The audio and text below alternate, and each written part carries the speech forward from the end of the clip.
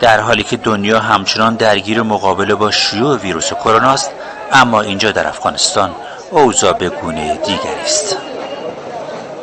دولت همه محدودیت‌ها را برداشته است و مردم هم دیگر توجهی به ویروس کرونا ندارند. به خاطر نمیشه که ما مشکلات‌های بالاتر از کرونا داریم، مشکلات‌های امنیتی. فقط سرپرست وزارت بهداشت افغانستان جزو معدود افرادی است که هنوز در افغانستان ماسک میزند. مردم افغانستان مردمی است که باز وقتا پشت گپا قنا میگردند. تا کنون 1 میلیون دوز واکسن کرونا نیز به افغانستان اهدا شده است، اما واکسن نیز در گفتار روزمره مردم این کشور جایی ندارد. ویروس رد شده در صورتی که یک بلا فشار بر مردم افغانستان آمد. بیشتر از کرونا این روزها بیماری سل و واکسیناسیون فلج اطفال در افغانستان در کانون توجه قرار دارد.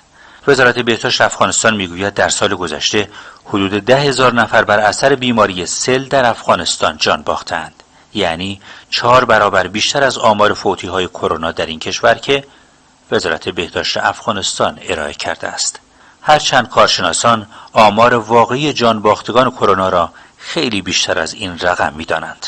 با اینکه وزارت بهداشت افغانستان درباره آمدن موج سوم کرونا هشدار می‌دهد، اما کمتر کسی این روزها توصیه‌های وزارت بهداشت را جدی می‌گیرد. بهنام یزدانی، خبرگزاری صدا و سیما، کابل.